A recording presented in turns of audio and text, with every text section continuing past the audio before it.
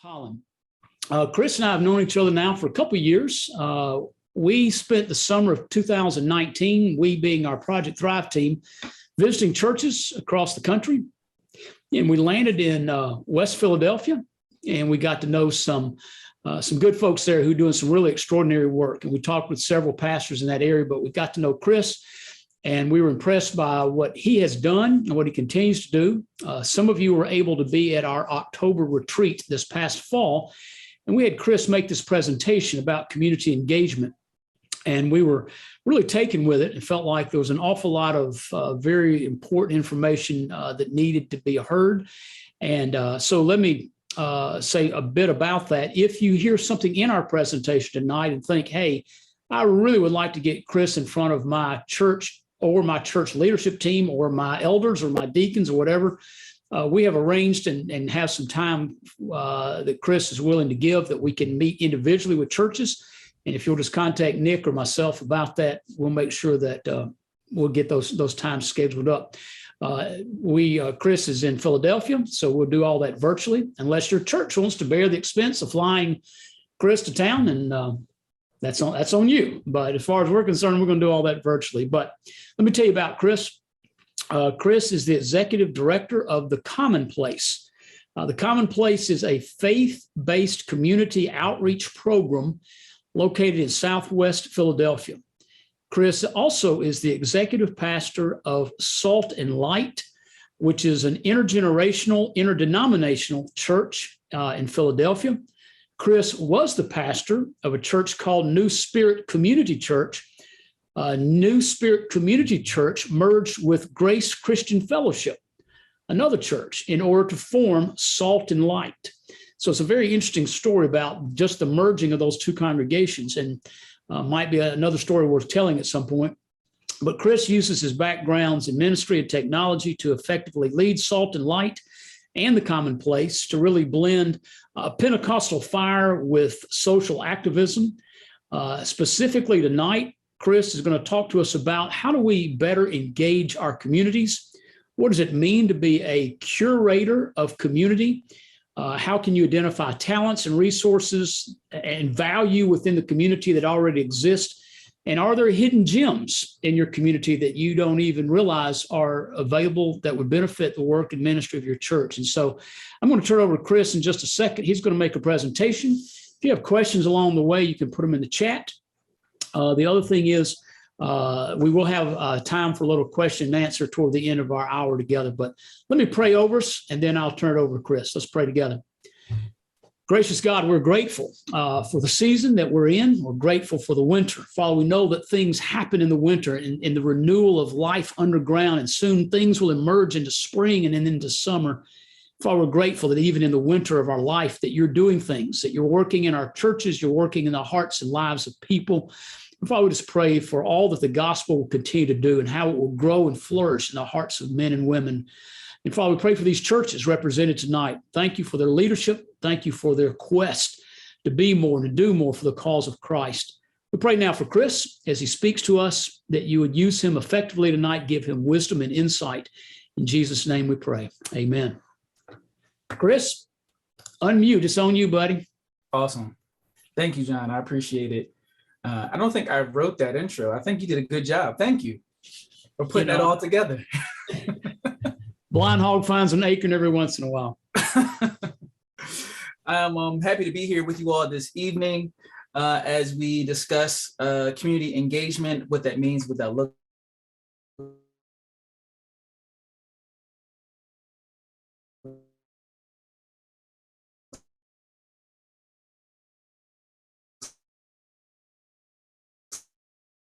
like. You can see presentation. Awesome. Can you all see my screen? Yes, we can. Awesome. Thank you. So of course, the way this is set up, I cannot see all of you, only a few. So as it was mentioned, if there are things you want to kind of make note of, I'm going to ask you a few questions and prompts. You could throw them in the chat as well. I can see that, and we'll do a little bit of Q&A toward the end. As John mentioned, I am out of Philadelphia, born and raised here, lived here all my life. and went to Palmer Seminary, which used to be Eastern Seminary. And I was called to this new thing called The Commonplace, which is a nonprofit in Southwest Philadelphia, as well as Salt and Light Church. And all of these things mixed together, I had to bring everything I've learned thus far in life to bear to this ministry as we worked alongside our constituents, as well as our church leadership. And so they were talking about community engagement, what that means and what that looks like for you. Go next. So I'm curious to know, just to get an idea of kind of who's in the room and what community engagement looks like for you today. So if you could, I'm curious to know how many community partners you have right now. And you just put it in the chat. I have 5, I have 4, I have 3. How many folks are you actively engaged with in your community that you would call a partner today? And we're going to talk a little bit about definitions, what that kind of means, what is a partner, what a partner is not. Awesome. And if you have none, you can say 0. That's okay too.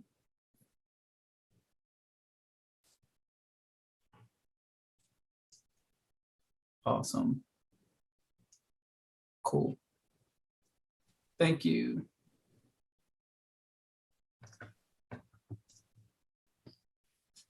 So oftentimes, when we begin to work with folks in our congregations and or our leadership, and sometimes we begin to talk about community engagement and partners, so many times folks ask, why? Why do we need to partner at all? Can't we just do it ourselves?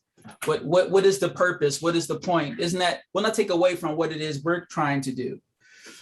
And there's a few reasons why perhaps we will want to partner.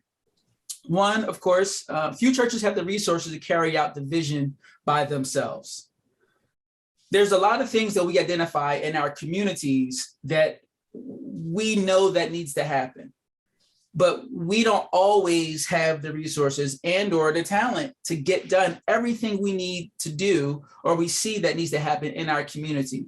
So that will be a good reason to partner, because we should not have to bear the whole burden alone, especially when there are other folks in the community as well that we could work with and come alongside. Second reason, partnership prevents duplication of services and thus focuses on the church's resources where they are most needed. The thing I see the most, I think, in churches, especially in Philadelphia, is there's a church on almost every corner. And so many times there are the same service going on from one block to the next. And how powerful would it be if we could pull together and offer something together for the same constituents that we're all trying to serve within our communities? I think it's a bad use of resources if we're duplicating services when there are just so many things that we could do together.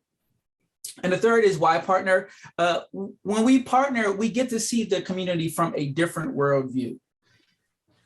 We see the world from our perspective, and we have our biases. We can't necessarily do anything about that. But in order for us to become a little bit stronger and to have more of an influence and to understand what's going on, it would be good for us to partner so that we can see the world from a different perspective, from a different place. There's a book called On Looking that I'm gonna bring up for you right now that goes into this a little bit. I studied this book for a while when I was in a program in Pittsburgh Theological Seminary, and we went through this book. And I read the book, I listened to the book on Audible, and I hated it. I said, what does this book have to do with anything that we're talking about? It wasn't until weeks later where I got it. I'm like, oh, this is what the book was about. So essentially, Alexandra Horowitz, she goes on various walks throughout her community, throughout her city, with different types of folks from different walks of life. And they're looking at people, buildings, and they're talking about it and they're sharing with each other what they see from their perspective. And it's amazing when people come from different walks of life, different careers. One thing that they may see could be different from what you see. So it gives us perspective, and it helps us to see what other folks might see that we would have missed completely because that's not the world that we come from. Also, when we get to see something else through someone else's eyes, we begin to appreciate things a little bit differently. And we always need our horizons open so we can see, oh, I didn't see the appreciation in that art or in this person or in this building that's been here. But because someone has the history and knows things that we may not, it begins to open up things for us. Also, when we are walking along and on looking with other folks, it helps us to rewire our own biases. So we look at the world a particular way, and the only way to help unwire that is when we're in community with other folks who we begin to understand who they are and where they are. And then we can, okay, I think I see where you're coming from. And we can see our own biases when we go out to help people, to look for folks and how we approach situations. And the last one is reconstruct our approach. It's easy to do the same thing the same way all the time because that's what we know. But in partnership, it helps us to understand how people do what they do and why they do what they do. I'm going to drop a few books in here as well as we go along. This quote comes from this book I'm going to talk about later called Churches That Make a Difference. We recognize that we can't do the entire job that God has called us to do alone. And we believe God has ordained partners for us. Successful ordained ministry involves finding out who our partners are supposed to be. This was a powerful quote for me, especially when he says, God has called us. And we believe God has ordained partners for us. God has ordained partners for us. I loved that phrase. When I think about community engagement, and I think about the world of arts, I think about the work that we do or that we look to do as being curators. And when I think about curators and what curators do in a museum is they identify pieces of art. They identify collections from across the world, things folks may have in their homes or could be in other museums or things that just are not accessible. And they bring these collections together. They organize them. They interpret what they mean and they make them accessible to the public. So when they come, they can become informed and educated and are inspired by the work of art that they have pulled together. So curators in art museums is very much so like being the curator of our communities.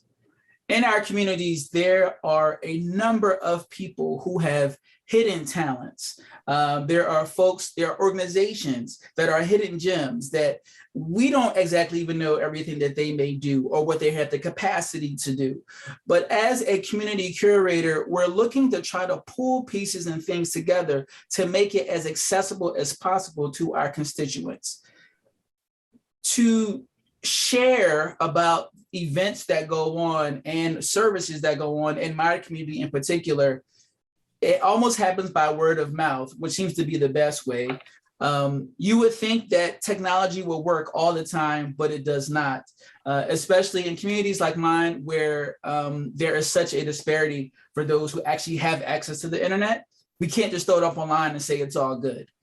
So there has to be those who are curators in the community who are looking to share resources from organization to organization with people who are there. In the pictures we have here, there's a clothing drive, and we have folks who come alongside us who are perfect for this work that we didn't even necessarily knew they had the talent to do this. From gardening to actually, and also doing food programs that we have in the community as well. Making these resources available is so important. What's the point of trying to do something and just keeping it in-house and no one knows, right? So we want to pull resources together so people know what's going on. The purpose of community is community. It sounds so obvious, but to so many, it's not. Why should we get together? Why do we want to be with others? Community is good because it expands who we are. So in real life, this is a little illustration of something that we do. We have a garden in the back of the common place called Bunny's Garden. We started this during the pandemic, and it's been pretty good. Myself and the guy in the blue shirt right here, Gene Burke, he is my director of operations, and we worked together to get the garden started. The first year we did a good job. Him nor I really knew what we were doing, so we did the best that we could. The year two, this other gentleman he's talking to, his name is Hayden, and he's with an organization called Trellis for Tomorrow. And what they do is they come alongside organizations like ours and help us stand up gardens. Look at that. So he was one of a partner for us that we said, you know what? We need you and we need help with this because of our mission and what we're doing. And we just finished this year closing out our, well, starting now for next year. We closed out our year easily producing 200-fold more than what we were able to produce the previous year. But in that organizing and in that relationship and looking for a partner who did this kind of work, we were able to provide so many more vegetables and fruits and provide that to the community. The picture next to that, the guy with the bald head is me. And I'm standing with a member from the community in the middle. She, DNice, lives in the community, but she also attends the church. And next to her is one of our state reps, Joanna McClinton. She comes out to a lot of different events. We have a great relationship with our local and state government. But the picture right in front, this isn't even what I really want to talk about. So you see there's a guy standing behind my shoulder with the blue hat on and holding a green bag. So this gentleman right here, his name is Jay, right? And we have another garden next to his house down the street. And Gene and I are at the garden one day looking at what we're going to do, what we're planning to do the next year. Jay's sitting on his step and he says, hey, you guys don't live on this block. What are you doing? We took that as an opportunity to talk about what we were doing and to share the garden that we're trying to open up and how that's going to connect to the community and all these things. And from that time, he said, you know, I'm a gardener. Let me show you what I'm doing. We looked at, he took us to the back and showed us what his garden, he's from Jamaica. And somehow this gentleman began to grow sugarcane in the back of his yard.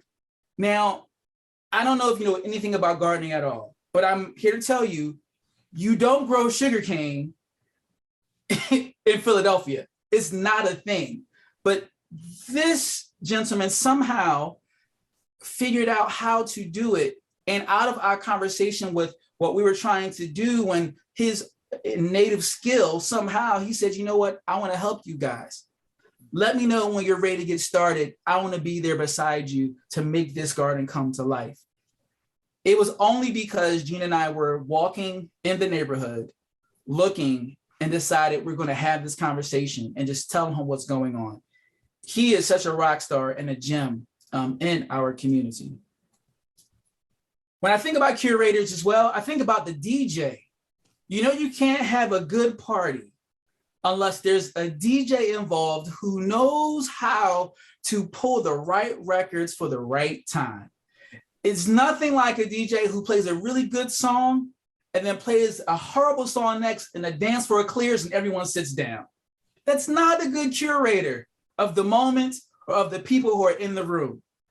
But curation is an art that a good DJ knows how to do. I don't know, but during the height of the pandemic, there was a DJ called DJ DNice, and I don't know if you were a part of this movement at all or not, but on Instagram, every night for a stretch of time, and he's still doing this today, he would do quarantine parties where literally he would just DJ online and thousands of people would just join just to hear him and to be a part of something bigger going on in the world. And he is such a good curator of music. He played everything and you just kept dancing in your house. He knew exactly what to do and how to keep people moving. You see, he had 100,000 people on Instagram listening and watching him. This is a good DJ. This is a good DJ. And just a quick plug. If you're not on Instagram, or if you are on Instagram, look up DJ DNice. And I would say follow him and listen to some of his music. He's really good. Well, let's keep going. Building community is more than tangible events like holding picnics and constructing a park. It involves the more fundamental task of rearing a child. I'm going to read this one again. Building community is more than tangible events like holding picnics and constructing a park. It involves the more fundamental task of rearing a child. This right here is so important because when I think about the churches that I grew up in and the churches that we know are a part of, too often we call other folks partners or folks we have relationships with because we did 1 or 2 events in a year. Based on the definition from the Abundant Community, this book, that is not a partnership. You did an event. You did a thing together. But if we're talking about forming a partnership in the community is really like rearing a child. I don't know if you have children or not, but I have 6. I changed diapers for 18 years straight. 18 years straight. So the task of rearing a child takes a long time. My daughter this year recently just paid for dinner for the first time for us. Oh my goodness. She's 22, so I was excited about that. But rearing a child, and if we understand what that means, then we also know that the work of building a community and community partnerships will take more than just 1 or 2 events. It takes more than just talking 1 or 2 times a year. And also it means that there might be difficult spots and challenges we'll need to get over together, but we're going to work on those together because the relationship and the partnership is more important in our communities than anything else. We're going to work something out. Sometimes we don't exactly know who we should partner with or what the landscape should look like or who could make a good partner. This is just a brief illustration to highlight to you various institutions that could be partners for you. Businesses in your community, other households of worship, parks, hospitals, older adults, income, local institutions. There are youth in the community, artists, community colleges, schools. I don't know what your makeup is exactly where you are, but I'm sure there are institutions of some sort that's there serving the community in their own way. It is worth it to not dismiss them because they might not be a place of faith explicitly. However, it is good to have a conversation and get to understand who they are and what they're doing, because there could be ways in which we could all come together to serve the community. 2 of the books that I mentioned earlier, The Abundant Community by John McKnight and Peter Block, and Churches That Make a Difference by Ron Sider, who was one of my professors at Palmer, Philip Olson, and Heidi Holland. These are really good books that I would recommend kind of reading through and checking out. They helped for me personally to form my thoughts and ideas around community and what that looks like as it relates to our mission as a church and as an organization.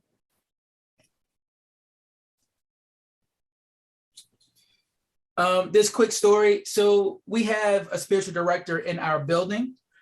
This young lady here, her name is Buff Barnes, and she is a member of another church from another congregation called Wayne Presbyterian Church.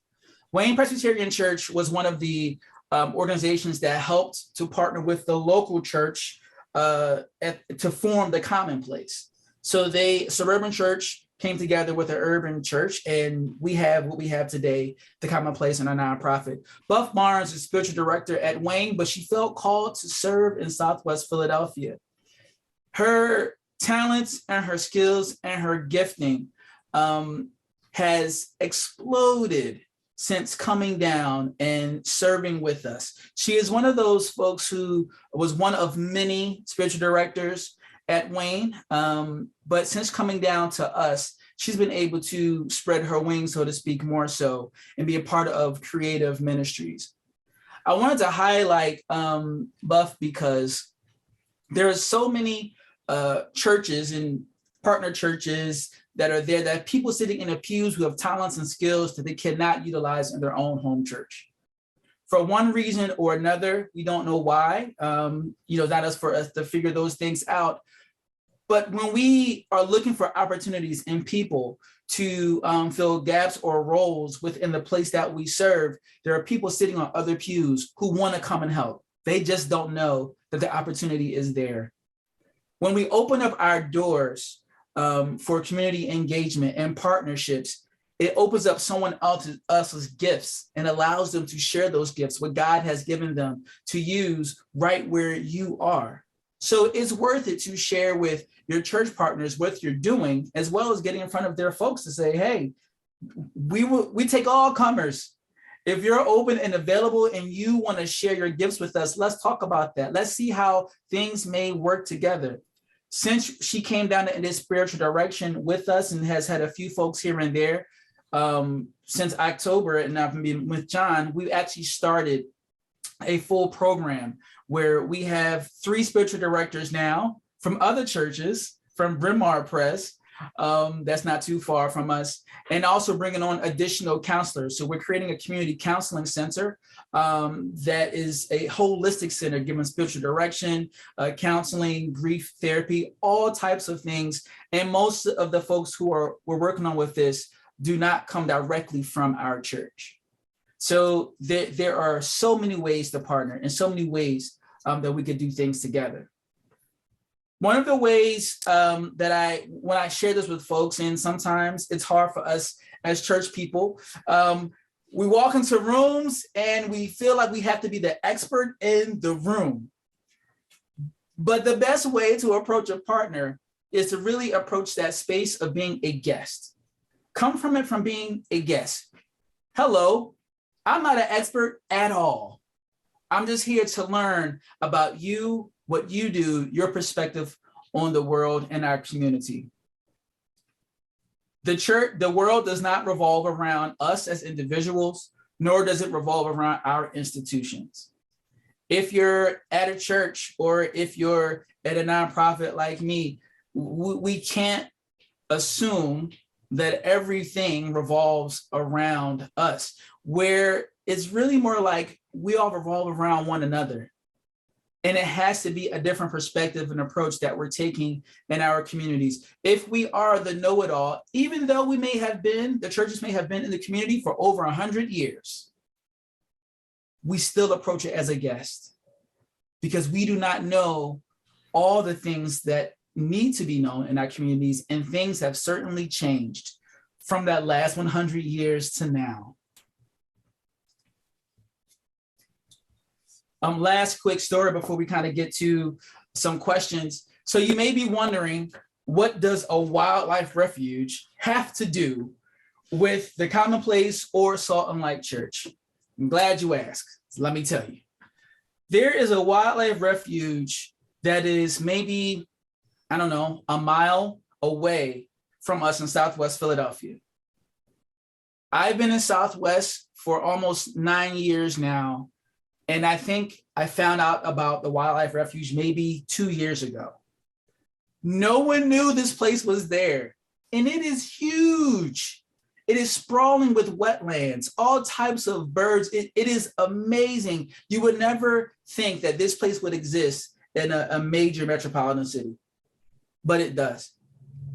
And I went to visit the Wildlife Refuge, and we had a really good conversation. We talked a lot about what they do, what we do, and come to find out, they are mandated to do children's education programming in the community. We had no idea. And just from talking to them and understanding what their goal and mission was, and ours is an after-school program. We service children and families in the community. We have an after-school program and we give additional resources to them. I said, you know what? This would be great if we could partner together to see what this would look like. You're mandated to do this work. Our mission is to do this work. Let's see what we can do. It took us over a year before we were able to do our first program together, starting this fall, just now. So now they come about every other week on Fridays, and they give presentations and they work with our children talking about environmental health, and everything dealing with the environment. And it's such a blessing that because they are sponsored by the federal government, they have to do this for free. This was a free resource in my back door, in my backyard, that I did not know about. And this is what they called to do. They've tried to work with other folks before, but most folks are not willing to kind of stick in there until this thing actually comes to fruition, because it took over a year. So they have been a great partner for us. And we also have a few more programs we're trying to look into with them. But I am hopeful that we're going to do a whole lot more with John Hines. I'm going to do this one quick slide so we can get to questions. So how to engage potential partners. I want you to walk away with a few tangible things.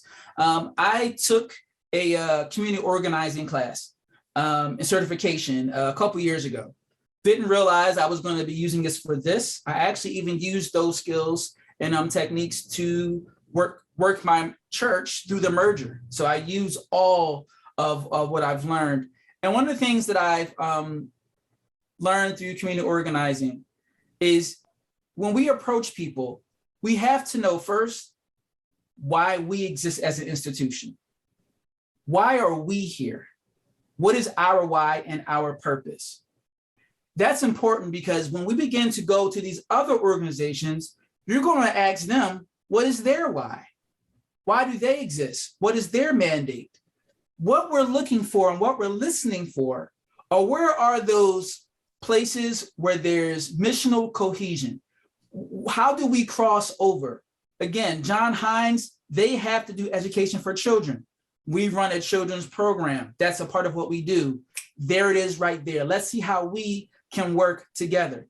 Not everyone you come across, you're going to have missional cohesion with, and that's okay. They may not be a partner for you. It's good to know who they are. It's good to build and be a part of the same community and kind of know what's going on. But you don't have to say yes to everyone, especially if your whys do not align, because that would be a recipe for disaster. The other reason why you want to know who you are and what you're doing and why you're doing it, if you go out to an organization and you don't know what you're doing, they're not going to take you seriously. So it has to be more than just, hey, I just want to see what you're doing. I just want to be friends. Most folks don't have time for that, honestly. They're busy trying to fulfill what it is they're doing. So if that's what you're trying to do, just to understand and learn, I'm not saying don't do that. That's fine. But just know, if you're really looking for a partnership, you have to know why you exist as an institution. I love asking this question to folks when I'm trying to figure out, getting at the heart of why they do what they do. And it's, what about our world breaks your heart? That works all the time, because most folks are not asked that question. So when you ask them that, they have to stop, pause, and then they begin to go deeper. I also use that when I'm fundraising too, but that's a whole nother presentation for another time. So I'm actually going to stop it right here, because you may have questions and or want to discuss a few things. But I think this was kind of my last slide. And I kind of talked about this already, about the compatibility of partnerships and mutual trust and respect around healthy partnerships. I want to stop sharing my screen so I can see your faces. And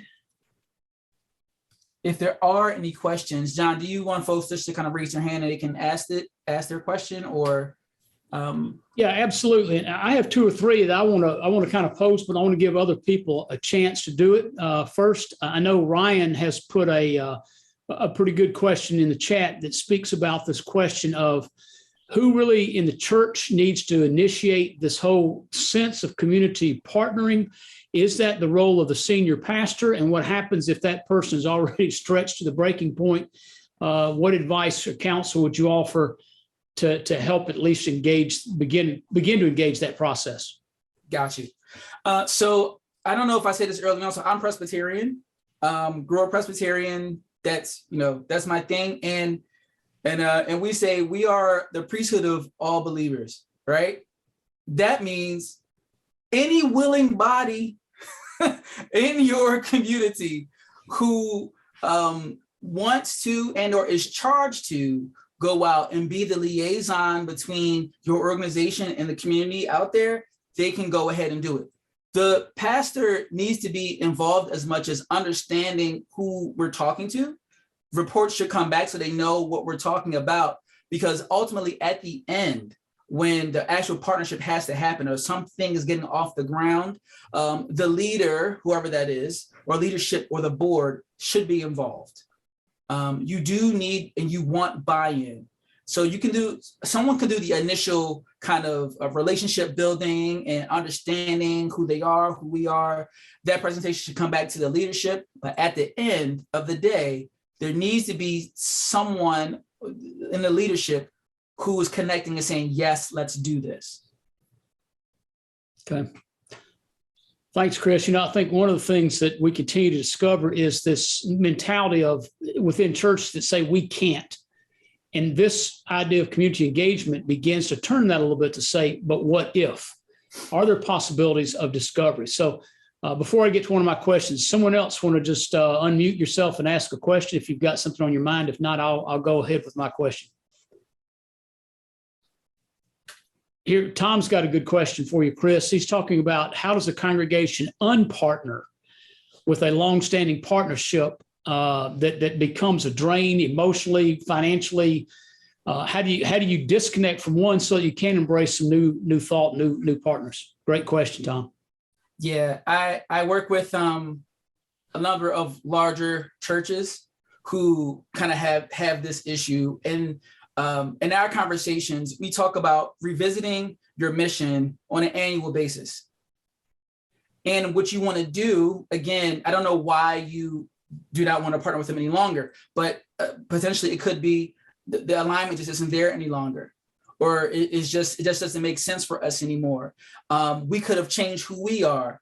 Again, having good discussions around your mission and your why will help you reevaluate and go down the list of who your partners are to say, does this still make sense for us?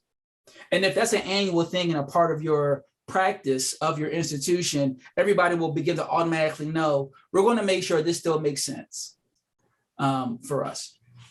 I hope that helped.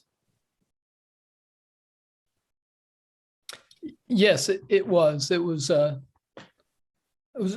good answer.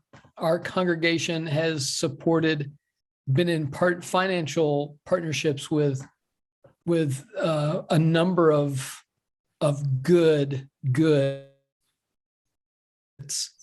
but we find that we've spread ourselves so thin that yes, there is that partnership, but we really don't know them, and there's not a true partnership other than us just giving them a check each month. See, and that I'm glad you said that just there. If you're just giving checks to another institution, that's not a partnership. So like, again, looking at a definition of what is a partnership.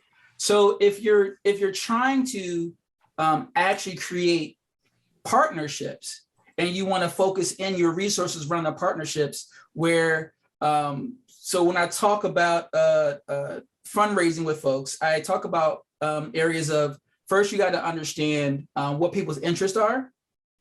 We have to talk about ways in which they want to be involved with us, and then ways in which they want to financially invest. Those three things have to align. Our interests have to align. You have to want to be involved. That means actually showing up. And then we can talk about what financials could look like. If you're not willing to be involved with us, I do not want your money. So on the flip side with you all, you kind of maybe want to take a similar stance and think about what kind of relationships do we want to have? Those that are just like we saw earlier, making a picnic bench or, doing a quick event, or are we trying to really live into what a community looks like? And that's being together more than just for those things. Chris, I got another question that came in, and then Caroline, I'm sorry, I didn't mean to cut you off. We'll come to you next. One of the questions that came into me was, what are the legal ramifications? What are the legal gauntlets that you sort of have to go through with partners in terms of minimizing liability, between the two organizations? If one of them, if something happens to one, how do you prevent that ascending, descending liability issue? Yeah, so those depend upon what it is you're doing. So if you're like, some folks will rent space or allow space to be used by another organization in their facility, which would be a different type of arrangement versus you're running a program and they're coming in and they're a part of your program, right? So it kind of depends. Both of which you need the appropriate, of course, background checks and all of those things from the folks who are actually participating with you guys on record, if you work with children and or seniors. But then you also need to have agreements. We have agreements with everyone we do work with. And if they're an actual company or corporation or entity, they also should have their own liability insurance as well. So depending on the depth of your relationship and what you're doing, it really comes down to what you're doing. You may want to have these things on record and come to that agreement that we're both liable, for things that may happen within a particular program. If something happens, whoever was there, people can sue anyone for anything anyway. So it's just making sure that everyone that's involved has their own liabilities and coverages there. So even some kind of memorandum of understanding, just so we understand clearly who's doing what and what the purpose is, so we can move beyond that. Absolutely. You don't want anything to be up for chance or debate. Everything should be documented. Caroline, let me come back to you now. I'm sorry. Okay. What is your role or definition of your spiritual director? So a spiritual director, think of it as a spiritual companion. Their role is to walk alongside people in their life journey and helping them to see and identify the places where God is asking them questions in order to see things that God is doing. So literally, some folks come to us and they say, I think I need a therapist. They might. However, I kind of triage folks and understand exactly where they are in their life and what they're doing. And if they're kind of just questioning a few things around what's happening in their life and they're not sure what God is saying, I then recommend, if I were their doctor, I would prescribe for them a spiritual director, because their purpose is to listen alongside them and to maybe point out things to them that you may not otherwise see on your own. So I recommend them for everybody, but they're great. Thank you. Mm-hmm. Cliff, you got a question? Well, it's just an observation. The thing that stuck out in my mind as Chris was talking is that the first thing that we need to do is just step outside our doors and meet people in a community. And that in itself, we may not know who those partners are that we need to be or should be in working with until we get outside the door and find out. And so that is everyone. That is the total church. And so when you say it's not the pastor, it's everyone who has a heart for the mission of the church and what we're all about. So I think that's a basic thing that comes through for me from your talk. I think now understanding how to start the partnership, that's more of where we probably need more guidance. But just getting outside the door and meeting and knowing who your neighbors are From what I hear you say, that you've run into a lot of people out there you didn't know existed. It was only because you got outside the door to find them out. And so I think that's where we have to start in the beginning, and realizing that gives us the opening to get outside our doors. Absolutely. The one thing I did not say this evening that I think I said when we were in person is the other thing we have to remember and think about is that not all partnerships are going to happen in our buildings either. Sometimes things are going to happen other places that we are going to be a part of. So we can't be married to the idea that it has to happen in our facility in this designated room for events or for kids that's not a partnership, right? Sometimes there's some give and take that may need to happen. And sometimes someone else's facility is better suited for the thing we may want to do together. So maybe we're going to show up there and be a part of the program that's happening there, but it's still a partnership in forming their relationship for the community. Chris, another question I had is when I think about community organizing, I think I'm naturally pulled toward more of a political issue or a candidacy that's trying to be advocated for. So I wonder how you might help us continue to define a community curator as opposed to someone who's just out about political interest as a community organizer. How do we help people rethink what community organizing is all about? Yeah, I feel you on that. And I think community organizing gets a bad rap, especially nowadays with that. Honestly, I wish they offered that course or certification in seminary. I wish they did, because I believe every single pastor should have had a foot in that, because most of our work, so community organizing essentially is designed to help build consensus and to build power as a community. So some of the things that you'll some of us already naturally do is you do one-on-one discussions with people. But they're not just general, let's just have coffee and talk about any and everything.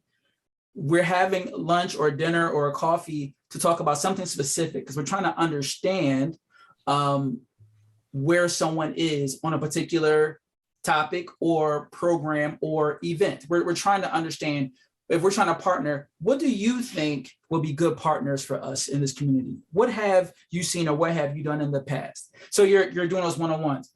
Another aspect of community organizing is also doing town hall meetings, getting folks together that you've already had one-on-ones with to have more conversations, to get more bodies in the room, to begin to build consensus around where we're moving and what we're trying to do. You do the same type of approach of things with partners as well.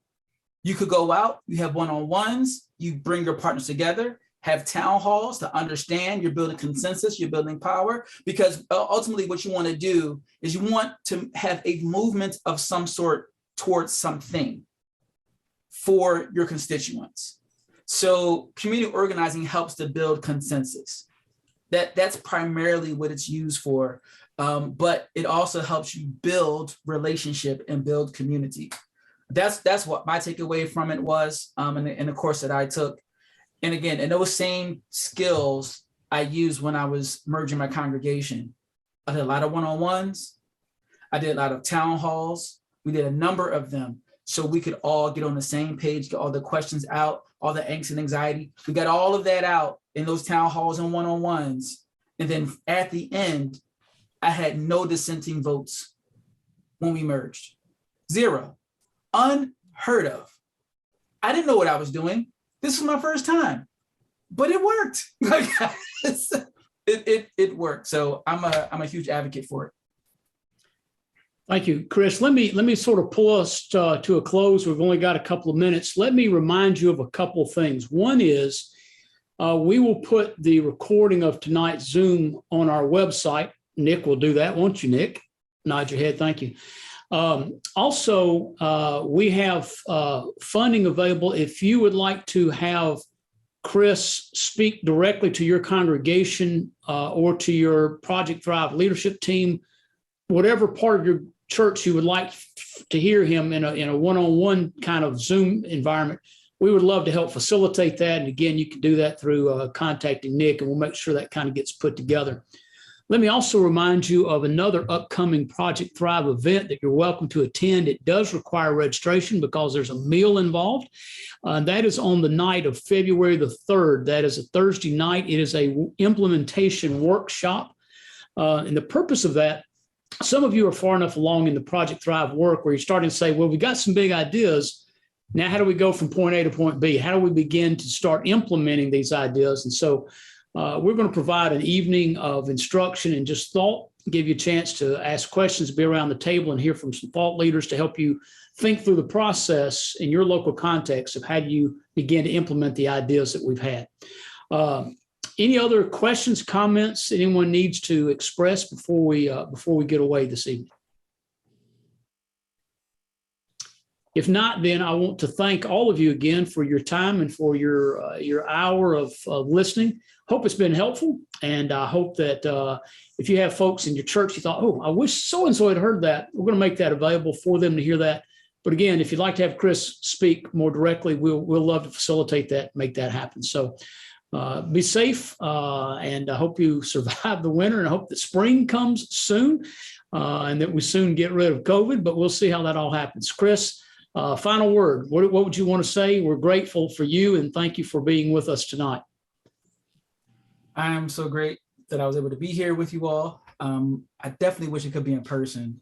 I like the face-to-face and the energy in the room so much more. But I think, as Cliff said, don't be afraid to step outside your doors. That God has called us to do this work and to build community. So God be with you. All right. Thank you, everyone. We will gather again soon. You'll hear from us. Thank you again for being a part of Project Thrive.